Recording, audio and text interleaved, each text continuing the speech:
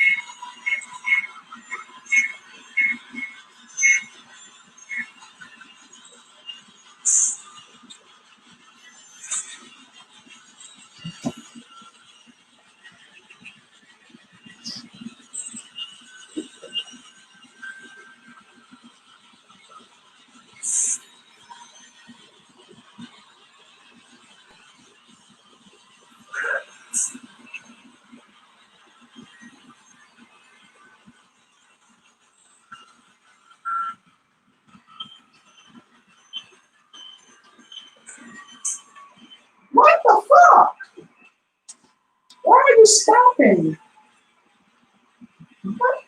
What? What the hell?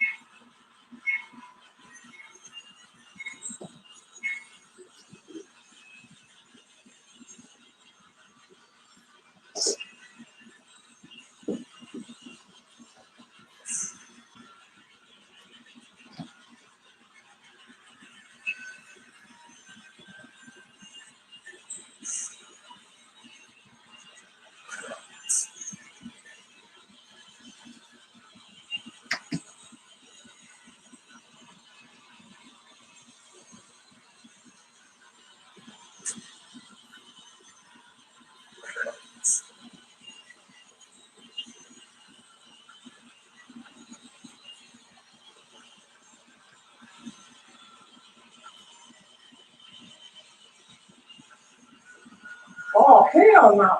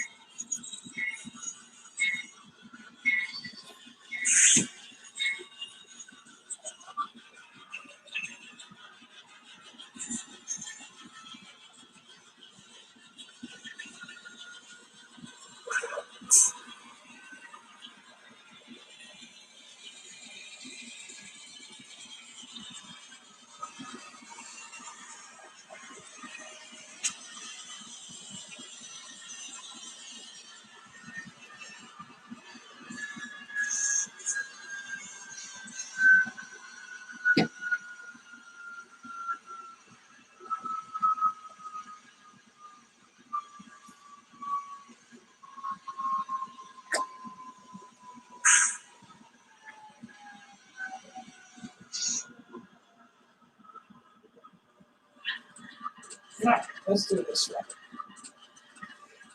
All right.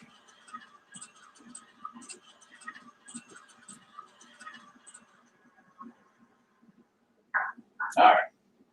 I got to do a reset on the startup because this engine was in command, but somehow this engine was still in command as well. So this engine was the lead engine. This was the tail engine.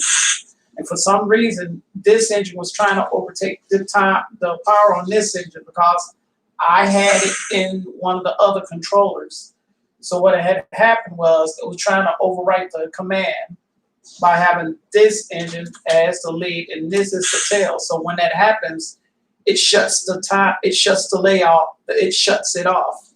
So I gotta reset it. It's kind of confusing, but whenever you have that happen, where it actually shuts off, that's why.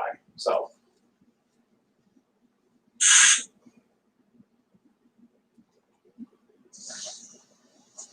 see, it's got on here trail in.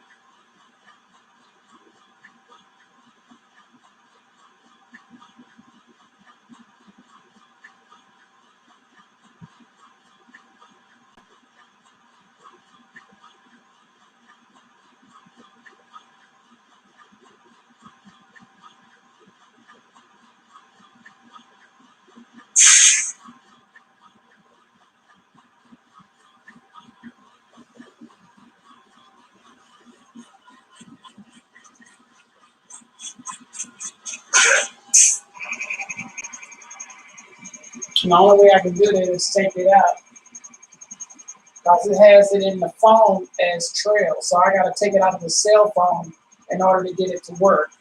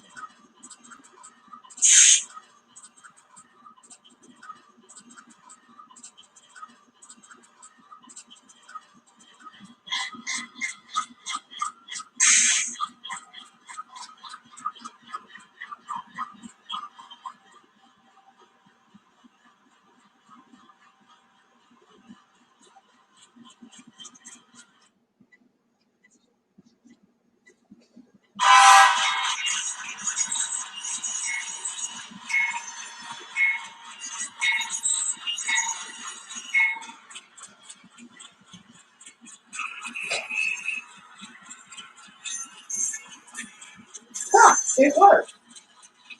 I don't know what I did, but it worked. So I'm not going to worry about it.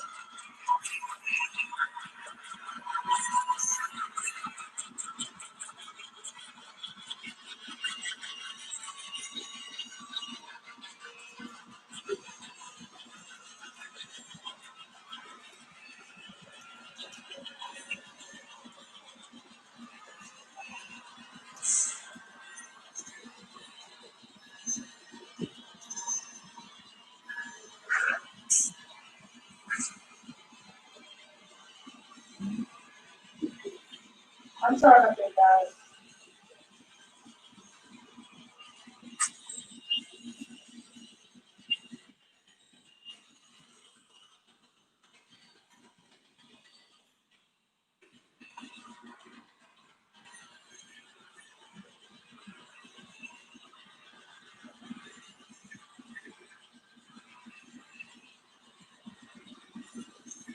All right. I think it's time for me to try to show y'all how this actually, how everything actually works. And I tried to do this yesterday and the day before, but shit happens. So First thing first, I'm going to start picking up the cars and putting them actually where they belong on the layout. So that, because it's going to take too long if I start shoving them, it's going to take too long. So,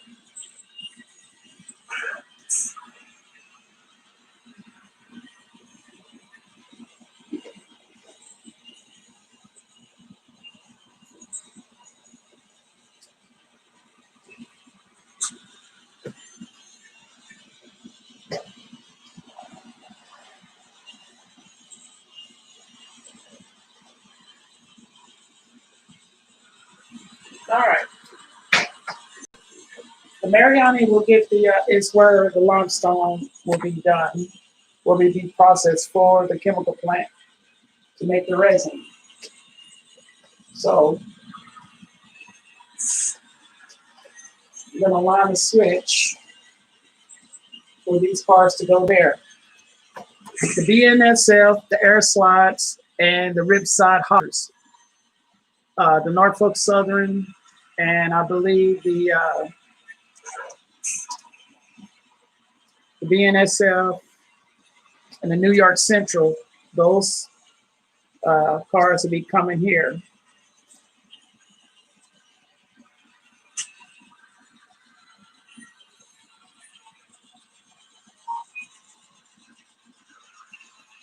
All right, we got those cars. Let's take these two also.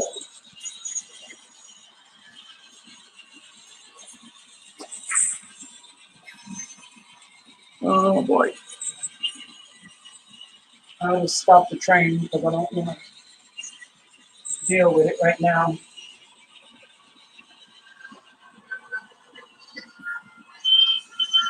So this place will take at least 5 to 6 cars over here and load them up.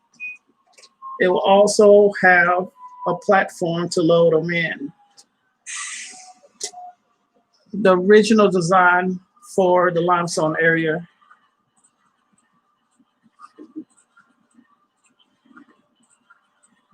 I will end up making just like I did that building over back behind us for the resin production area. So, like I said, every car on here has a purpose, no matter what. The cars will not sit in the yard for long. Always remember, if you buy a car, make sure it has a purpose on the layout and not just for show. Otherwise, you're wasting money.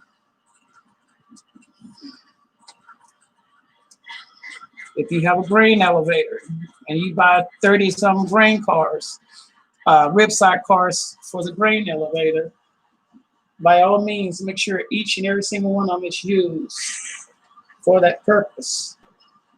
Okay? The next thing is the UP hoppers. They are part of the resin area.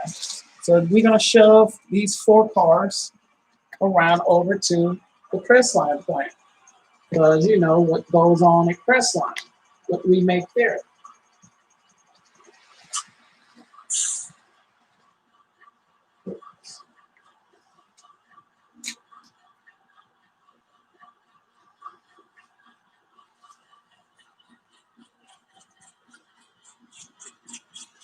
And I'm still trying to get in touch with Joe G to make me some press line cars. I haven't been able to get in touch with him. He must be very busy.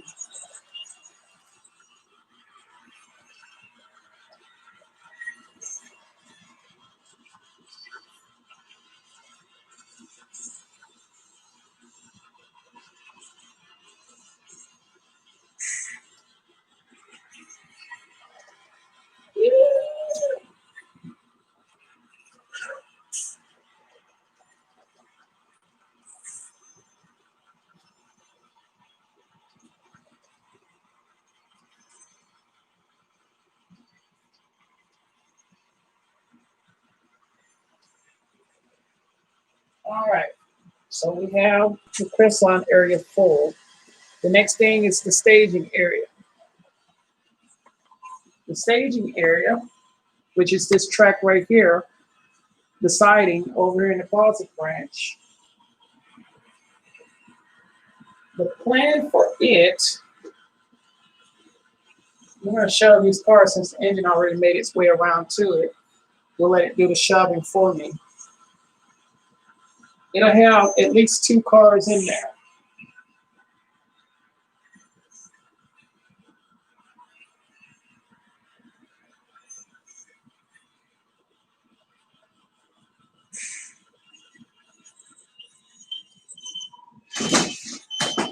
Oh.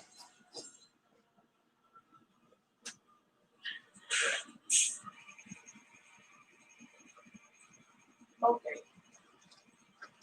We're gonna fix that. Like hell. Just pop the damn things.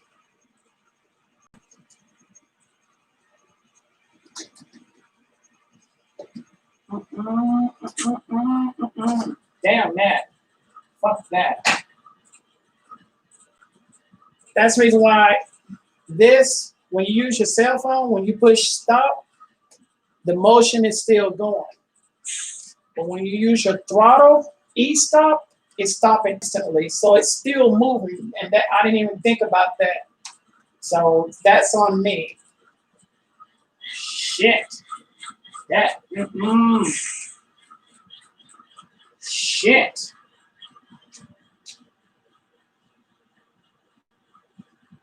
Jacob. Jacob? You okay? Okay. What? Okay.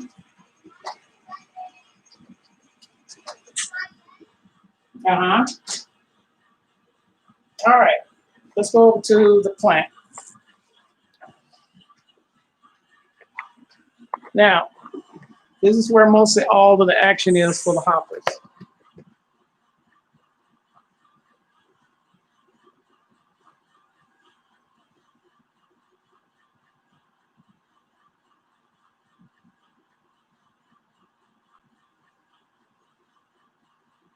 Yeah, the rail flames on those BNSF, if you, I have it programmed to where when the engine turns on, I program in the address to have the flames squeal.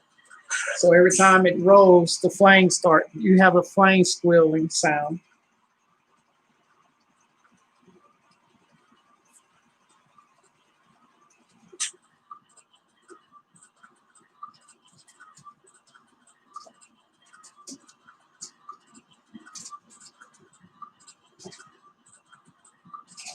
Oops, sorry girl, sorry. All right, here we have the chemical plant for the resin side of the plant.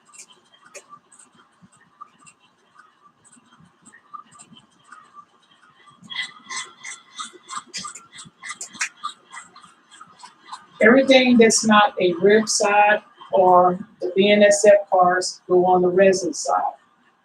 The KCS, the UP, the Canadian Pacific, and the Ferromex, they all go on this side of the layout.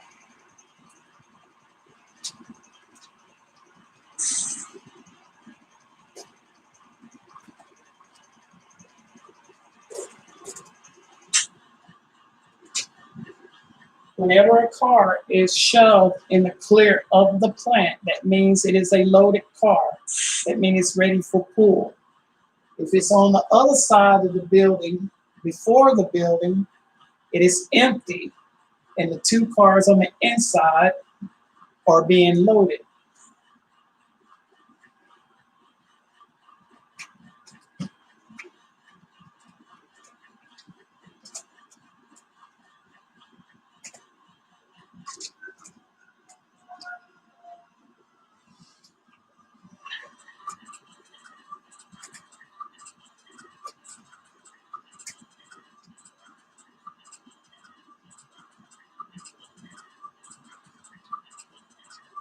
This is pretty much almost prototypical of where I used to work at. We shove the cars to the clear. They'll either have a track mobile that does it for us. So all that we have to do is just come and pick up the loaded cars. But normally we'll have to shove a train, or we'll keep an engine over there, jump on the engine, turn it on, do the test and everything, and then shove the train. But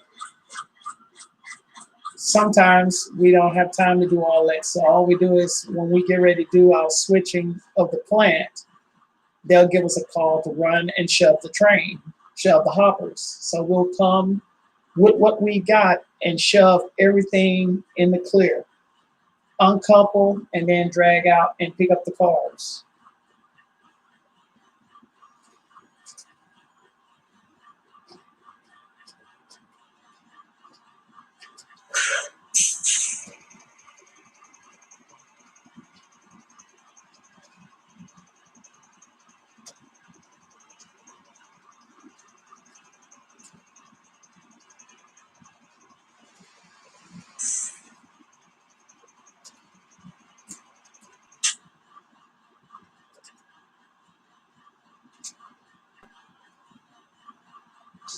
And the number one thing about this has to always stay full. We cannot never keep that track empty. Dispatch will always let us know when it's low on cars, and they'll give us a switch list to go pick up the cars from the yard, from a certain yard. We'll go pick up the cars, we'll add them in, always.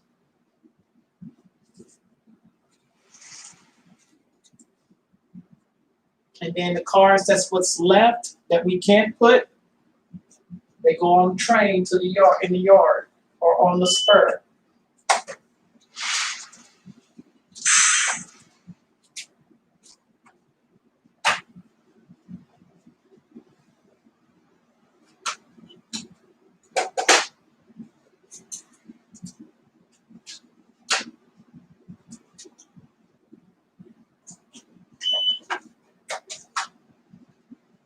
It is very, very important to cycle the cars.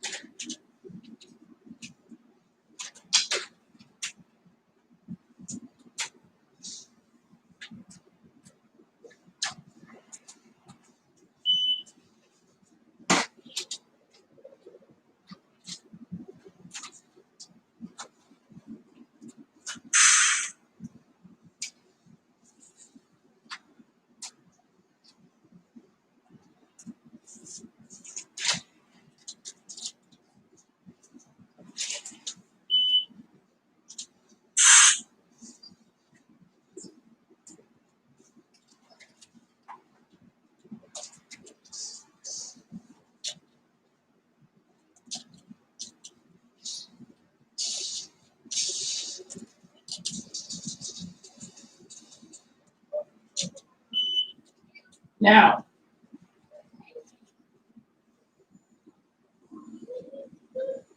there is a section of the plant where, when they made the resin, they were loaded into hoppers.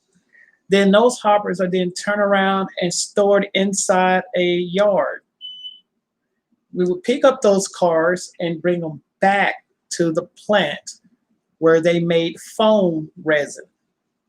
Not regular resin, but foam resin, where they actually mix polyethylene with it to make the foam, styrofoam resin. All right. So when you take the resin to a plant, for example, the plant over here at Pactiv down the street, they use a different type of resin. Whereas when it's contacted with some kind of chemical, and it makes a foam, turn it into foam, and they roll it up on big rolls like paper roll, bolts, and then that's how they make the foam, styrofoam. So I don't have that plan to put this in on this plant just yet, because that requires another building to make the styrofoam resin. So this is just the regular plastic resin for Crestline, where I work at.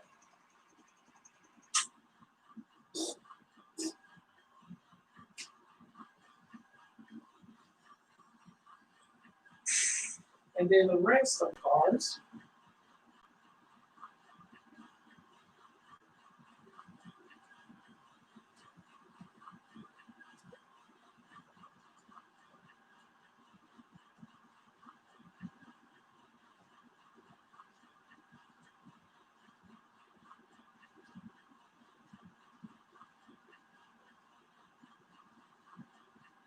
and then the rest of the cars will go on the shove track. The shove track is probably going to be either the longest or shortest track in the yard where they can shove the train, shove the hoppers. Right now, track 2 is more likely going to be the shove track for the resin production.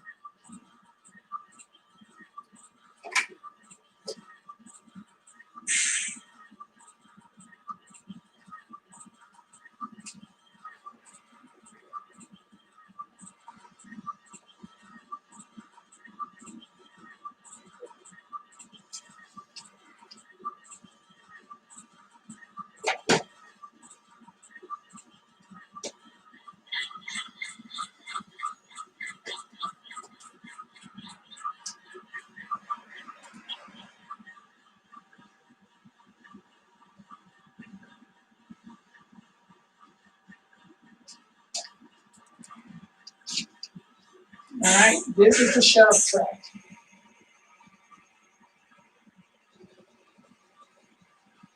Oh, I got 2 more hoppers still sitting on here.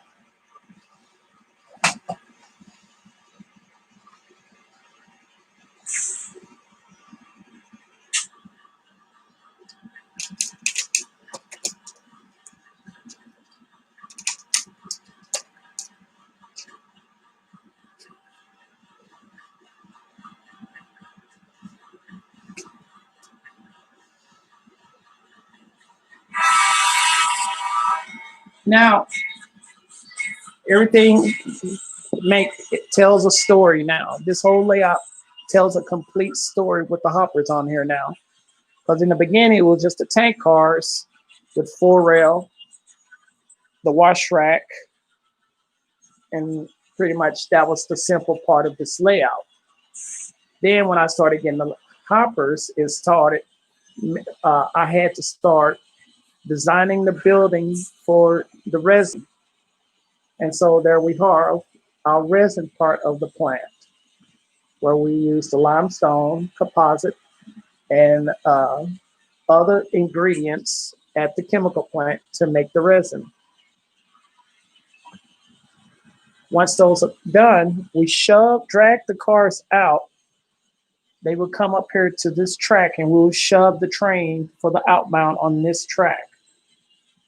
Whereas the outbound engine will come, make the join, and then bring the train out. Really? When it makes it over to the closet branch, it will uncouple and then classify and block the train accordingly to go to Crestline, Jackson Chemicals, the Mariani, BlackRock, and NAPCO.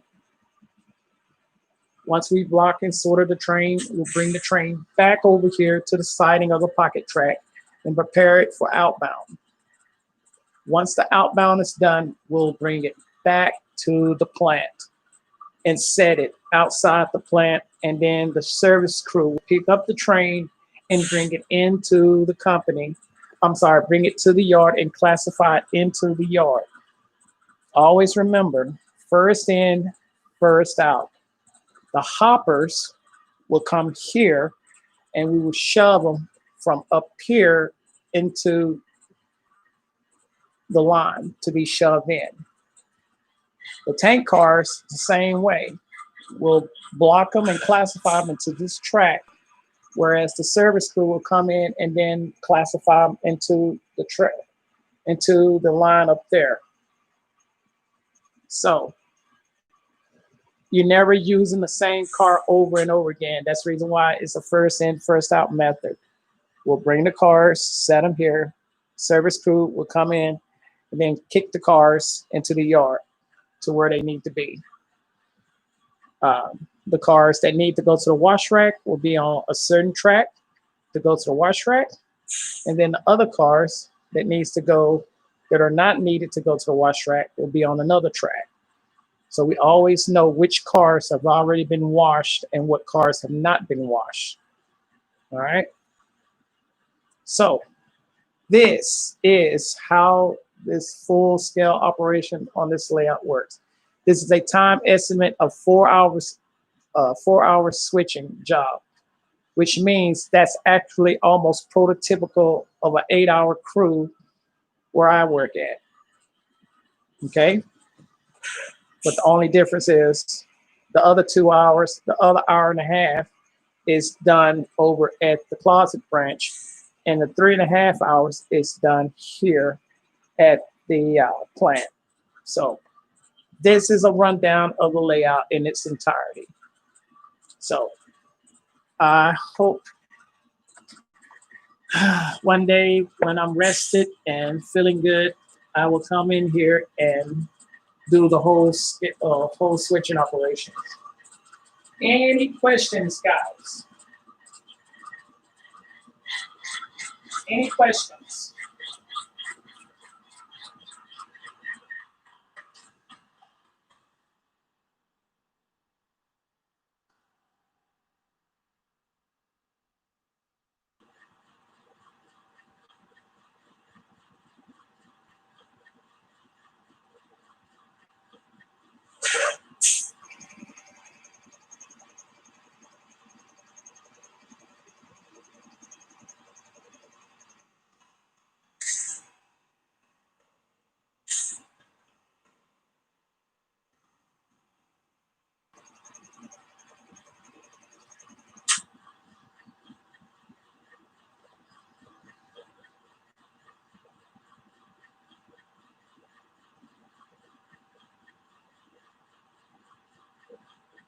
Hey, B.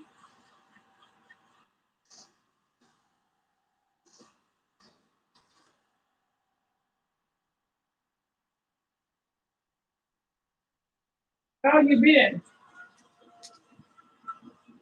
All right.